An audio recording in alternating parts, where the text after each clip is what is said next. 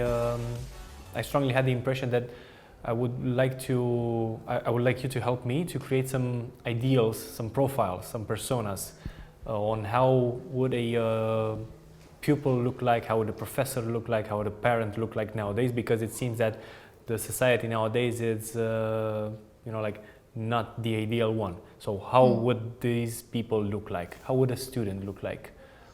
I think all of these people, like teenagers or students, teachers, whatever, should really transcend the term itself. They should really just be people first and foremost. And I think the best way to really gain the most out of an experience is really if you look at the other person simply as just another person and somebody who can teach you just as much as you can teach them, and somebody who you deserve to give respect and to sort of listen to as much as you expect them to listen to you. So in the case of student teacher, I think it should be like they both sort of take both of those roles. And I think obviously everybody really has to just gain the most out of the other person who they're talking to, regardless of which position they're in, regardless of which sort of leadership title they take on, and that sort of thing.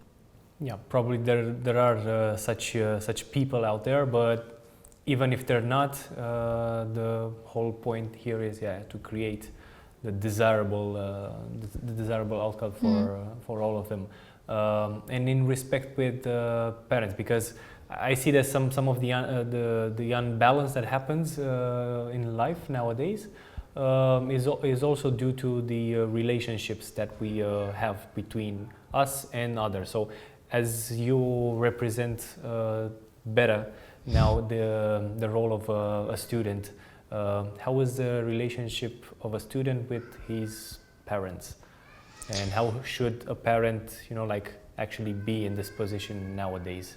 Yeah, I think first and foremost, I think it's very important that parents really look at their children not as like this innocent and very, I guess, sort of naive in a way person, somebody who you have to be like very gentle around when you talk about certain important topics. I think it should just be like, yeah, you're like another person. I'm just going to talk to you as sort of an equal, and then try to like explain to you these issues. And if you have questions that maybe I'm not too comfortable answering, well, then I'm just going to not sort of make you as uncomfortable as I am about those questions, but really try to direct you in a direction towards somebody who can answer those questions for you. There's a lot of topics, like, I think even if you start with something very small, like for instance, when parents talk with their girls about periods or something, like when you first get it, a lot of people have sort of like this like stigma around the topic. And then even with your child, if you can talk about those things with them, then that's a big issue, because I think for my generation, especially, we have social media, we have all this information. It's so easy to like have access to the answers that we're looking for, but we need somebody who can filter them. So I think parents really need to understand that regardless of whether you bring up a certain topic or not, it's very likely that your child already knows about it. So it's very important for you to step in and really try to separate the good information from the bad information and try to answer any questions that they might have. Okay, so they turn into more like a mediator of information and yeah, I think sort of that's like what's needed today. Yeah, for the child. Yeah. Okay, then going to the other perspective of this world and these people acting ideally, how you described earlier, and in this world as it is right now, the reality of nowadays, how can a thing as you are creating, moving on to the initiative that you build up, how could that help this world nowadays, the reality, to turn into the ideal state of it? Yeah. Like how could it help students? How could it help teachers? How could it help parents? And many other roles probably other than this, but yeah, well, I think what our organization does is mostly focus on our generation and teenagers as a whole, but we do impact in a lot of other areas in terms of like teachers and school principals and that sort of thing.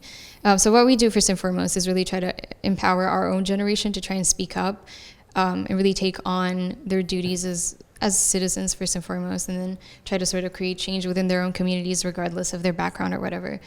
And in a way, I think that also impacts adults, because you're seeing these young people become so empowered and take on so many important responsibilities that maybe older generations haven't really taken on as much.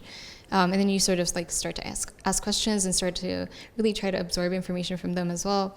Like for instance, I know especially now you have a lot of like teen movements around the world, and you have people like Greta Thunberg and that sort of thing, and even adults like there shouldn't be this generational gap, you know. It's not like, oh, should I look up to this kid? It shouldn't be like that, because we look up to adults. Sometimes we look up to kids, and I think adults should look up to kids as well, because there are certain experiences and ideas that we can share and that we're more open to sharing, and that they can learn from as well.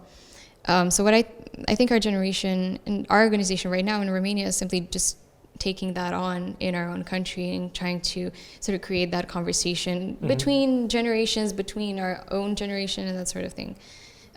So whether that leads to like conversation with politicians or simply to conversation in a classroom, it's really just about getting the most out of all the voices in the room. Okay, so giving the power to for the people to speak up.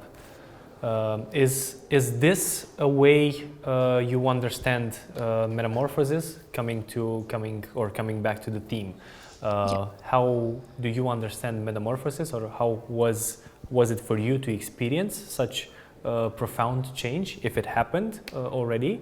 And then we'll move on to maybe see how can we help people to trigger moments of change for themselves. So starting from your case. Now. Yeah, the way that I saw it, the way that I approached the theme really is just that I went from somebody who was pretty scared to speak up about a lot of issues that I was noticing, and then to somebody who doesn't really care how scared I am. Just, it's something that must be done. Somebody really needs to take that role on, so why not me, right? So I think a lot of people should sort of take away, or at least that's what I hope, is people are going to take away from that and really understand that, as I said, like, it's not about you. When you talk about these social issues, like when you talk, for instance, about gender equality, it's not about you and how much, I guess, sort of it affects you to, like, if you go to a protest, or how uncomfortable it is to like talk about these certain things. It's just things that are important, and there's people who count on you if you have the time and the platform to talk about these things. We need as many people to talk about them. Okay. So I think what I want is people to go through the same transformation, really just go from somebody who, I guess, puts personal input aside and then starts talking about the actual issues that matter. All right. So how can we, be more aware and to spot out some of the positive change that we might go through? Is there some triggers that you recommend, watching out for ourselves? So coming from inside. Well, I think it's very different for everybody when you undergo any transformation. Yeah. I guess the only thing that I would say is mainly just noticing, I guess, more empathy towards the people around you, because we have so much, I guess, access to information. When you open the news, you're reading so many of these dramatic stories and so many people who are hurt and going through so much suffering. You sort of become numb to them, right? You look at the headlines like, oh yeah, somebody else just went through something, and then you start to ignore the actual hardships behind it. So I think it's very important that you start noticing the human in those headlines and the people behind the stories, and try to realize that no, these are horrible things that are happening. Just because it happens to a lot of people, well, that's just worse. It's not something that you should ignore, right? So I think because it's happening too often. Exactly, just which is even worse, right? If something happens so much and then we just become so numb to it. So I think noticing empathy within yourself is very important, and that's the first step to anything. I think I already found the answer to the next question, but I will give you the chance to answer differently. So if you were to actually put a word on how do you experience life now? So you, Sofia, as TEDx Bucharest decided that we can experience today metamorphosis from the perspective of others. How would you describe your life in one word? What do people have the chance to experience by paying attention to you or being more close to what you do? What is the thing that they would experience? What word that I would describe my life? One word or just a couple of words, but yeah. Well, I don't know. I think probably I'd just say very full. Okay. Because I do a lot of things, and I'm still in high school, so there's a lot of things going on. I'm applying for college this year, and it's a lot of different things just happening all wrapped up into one. But I do take the time to really focus on each and every one of them, because I find that they're all very important. And what I do with Girl Up Armenia, what I do with activism as a whole, it's not really just part of my life. I think it's more part of other people's lives. So I don't really count it as something that's impacting me, oh, this is so tiring or whatever. It's just, this is something that I should be doing regardless of where I'm at right now. So okay, so it's at that level, but you feel that this is something that also charges your it takes up a lot of time, but also batteries. it is what it is. Like, it just takes up as much time as it needs, and that's what it, yeah. Okay. What's your gut feeling so far about what happened through TEDx Bucharest today?